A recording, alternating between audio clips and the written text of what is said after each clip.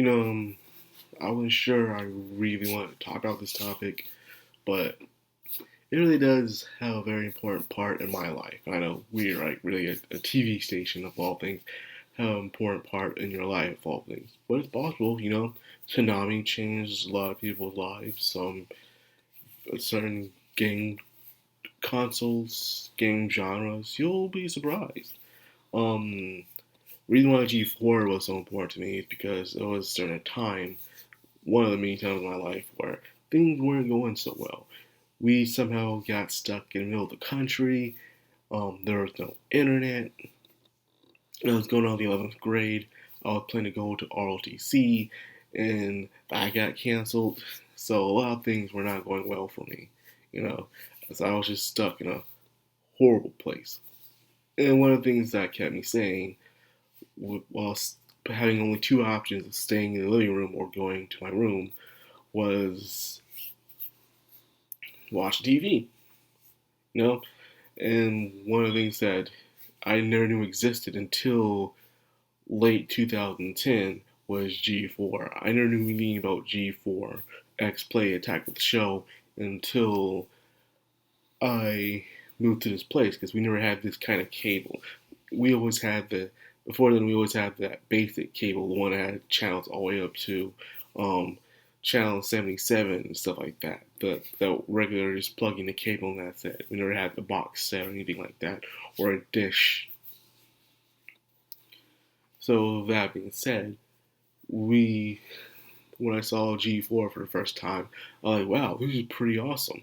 And there's during the time when they're showing trailers for Bioshock Infinite, and they were showing things for the Mass Effect 2, I believe, Mass Effect 2, and plenty of other things during a time where the PS3 and the Xbox 360 were really fighting against each other.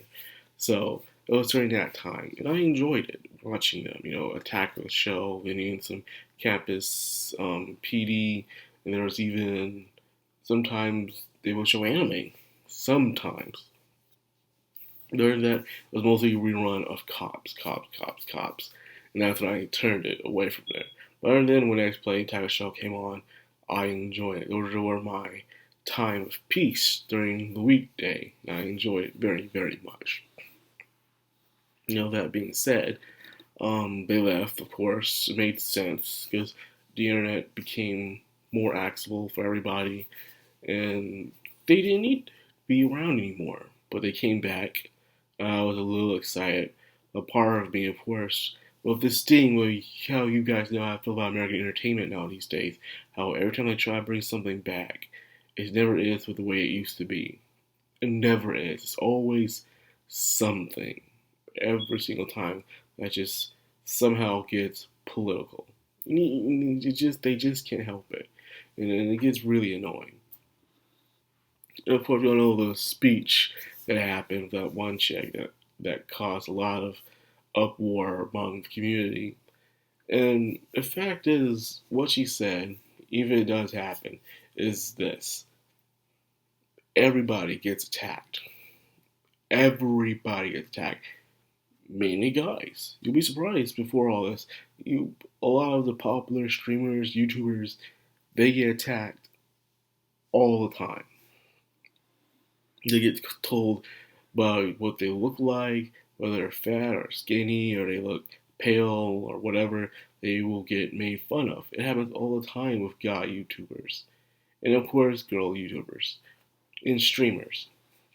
But the fact is that the guy YouTubers always don't have to go online to make a statement about how they feel, about how they're upset, about who's making fun of them. Because most of the times, it's not people seeing them hate. Most of the times, it's people saying good things about them or commenting on about the video. Guys go through this way more all the time. And the reason why I guess people really make outrage about every time a girl does it is because it shows that if you can't handle less percent of harassment that the guy does on a daily basis, maybe you're not cut out for this. Because you're always going to get those kind of trolls or haters all the time. But believe it or not, when people are looking at the things that the girl was talking about, it wasn't really a lot of haters. There were some, of course, there were some trolls. No one's going to deny that. The fact is that they were only focusing on that.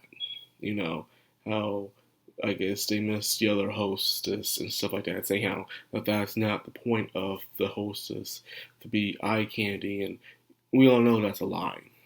We all know that's a lie. Watching Taka Show and G4 back then, you saw the costumes they wore, the things they did attract male viewers. I don't know what's with this thing of chicks being good looking is a bad thing. It is funny how much our American society is trying to diverge, trying to downgrade itself. Where back in the day, um, the women themselves were making a movement showing that it was okay for them to be sexy, for them to show off the skin.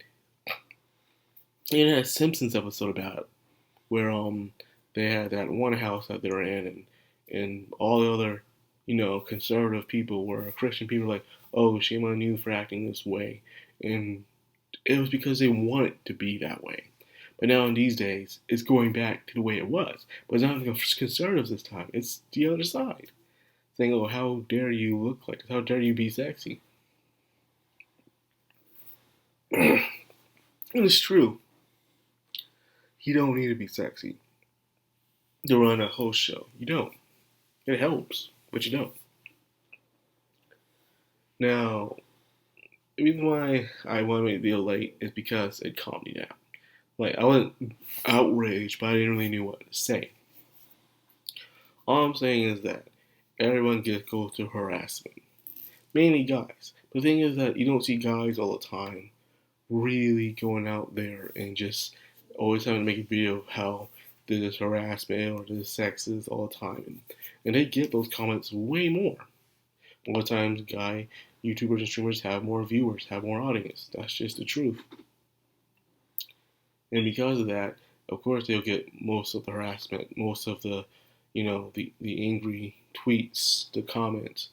But they don't always have to make a video and having everyone go around them clapping for them all the time. To me, it shows you're insecure, you don't know how to fight your own battles and stuff. And the only way for people to actually know you're famous is for you to cause this controversy. Maybe you weren't as big as you think you are. That's what it tells me. Those who have to make a video all the time about how they're upset about how people are treating them online, they shouldn't be doing their job. Because that's what comes with the job. It sucks. It comes with a job like that. It really does. It shouldn't, but it does, because that's just our terrible society. People are trying to make a society where everyone's afraid to say what they want to say. I don't want that. So I guess you have to have a give or take. Anyway, this video's been long enough for what it is, to tell you the truth. I did want to do the Nesco talk. I'll do the Nesco talk probably tomorrow if I feel like it. But yeah, that was just it's just a lot of drama in the game community, the geek community, where there doesn't need to be any, and it just creates people just create it for the sake of clout, is what I believe. They just do it just to start something, because in the end of the day, it really is a whole lot of nothing, in my opinion. So anyways, that's all I got for this video. I just wanted to really get my thoughts out here about that. I'm probably very mellow right now because I'm finally getting over a lot of my cough and sneezing now. So it's like my throat's finally calming down in a way, just a little.